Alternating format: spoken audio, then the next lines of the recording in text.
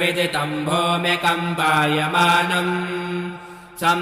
संहारमूर्तिं शिरमुकुटजटाशेखरं चन्द्रबिम्बम् दन् दीर्घकायं विकृतनखमुखं चोर्ध्वरोमं करालम् पं पापनाशं प्रणमत सततं भैरवं क्षेत्रपालम् रं रक्तवर्णं कटिततनुं त्रेक्षरष्ट्राकरालम् घं